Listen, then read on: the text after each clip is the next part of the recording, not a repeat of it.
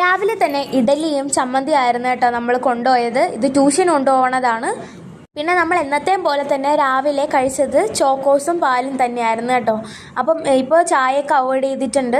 ഇപ്പോൾ ചോക്കോസ് പാലുമാണ് കേട്ടോ രാവിലെ കുടിച്ചിട്ട് ട്യൂഷന് പോകുന്നത്. പിന്നെ ഉച്ചയൊക്കെ ആയപ്പോഴത്തേക്കും മരച്ചിനിയും തോരനും മീൻകറിയും പിന്നെ നാരങ്ങ അച്ചാറും ആയിട്ടങ്ങ് കഴിച്ചു.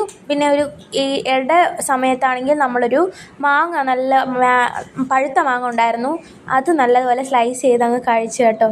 നല്ല ടേസ്റ്റ് ഉണ്ടായിരുന്നു. അങ്ങനെ മാങ്ങ അകത്താക്കിയിട്ട് അങ്ങോട്ടും ഇങ്ങോട്ടും നടന്നപ്പോഴാണ് ഷെൽഫിനകത്ത് ഹോർലിക്സ് ഇരിക്കുന്ന കാര്യം ഓർത്തത്. പിന്നെ അടുത്ത് കുറച്ച് ഹോർലിക്സ് എടുത്തു കഴിച്ചു കേട്ടോ. അപ്പോൾ എനിക്ക് എന്താണെന്നറിയില്ല, പാലിൻ്റെ കൂടെ ഇട്ട് കാച്ചുന്നതിനെക്കാട്ടിയും ഈ ഒരു ഹോർലിക്സ് ഇങ്ങനെ കഴിക്കുന്നതാണ് ഇഷ്ടം. എല്ലാവർക്കും ഇങ്ങനെ ആണെന്നില്ല. എന്നിട്ട് പിന്നെ അവിടുത്തെ രാത്രി ആയപ്പോഴത്തേക്കും മുട്ടയും മരച്ചിനിയും തോരനും പിന്നെ അടുത്ത് നല്ല ചൂര മീൻകറി ആയിട്ട് രാത്രി കഴിച്ചു.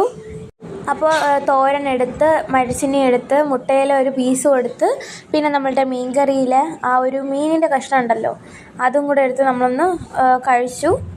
കുറേ ദിവസമായിട്ട് കഴിക്കണമെന്ന് പറഞ്ഞ ഒരു ഫ്രൂട്ടാണ് കേട്ടോ റംബൂട്ടാനെന്ന് പറയുന്നത്. അപ്പോൾ ഇന്ന് എൻ്റെ കയ്യിൽ നിറച്ച് കിട്ടിയിട്ടുണ്ടായിരുന്നു.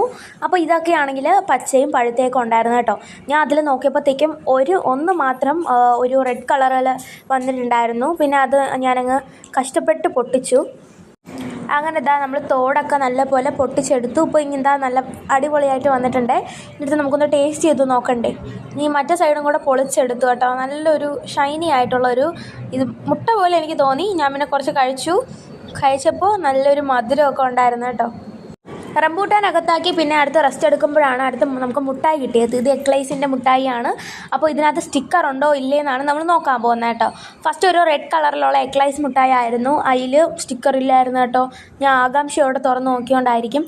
അപ്പോൾ മുട്ടായി എന്തായാലും നമ്മൾ കളയില്ല, മുട്ടായി കഴിച്ചു. ഇനി അടുത്ത് നമുക്ക് എക്ലൈസ് മുട്ടായി നോക്കാം. അടുത്ത മുട്ടായി ഓപ്പൺ ചെയ്ത് നോക്കി. അങ്ങനെ ആ മുട്ടായിൽ നമ്മൾ നോക്കുമ്പോഴത്തേക്കും അതിലാണെങ്കിൽ നല്ലപോലെ സ്റ്റിക്കർ ഉണ്ടായിരുന്നു കേട്ടോ. അതുപോലെ കിറ്റി കേറ്റിൻ്റെയൊക്കെ സ്റ്റിക്കർ ഉണ്ടായിരുന്നു. ഇനി അടുത്ത് ഞാൻ ഇതൊക്കെ ആണെങ്കിൽ ബോക്സിൽ ഒട്ടിക്കാനാണ് പോകുന്നത് കേട്ടോ. പിന്നെ അതിലുള്ള മുട്ടായും കൂടെ നമ്മൾ കഴിച്ചു. അപ്പോൾ ഇതും കൂടെ കഴിച്ചിട്ട് പിന്നെ അവസാനിപ്പിക്കാമെന്ന് വിചാരിച്ചോട്ടോ. ഇനി വയറിലൊട്ടും സ്ഥലമില്ല. അപ്പോൾ ഇന്നത്രേ ഉള്ളൂ.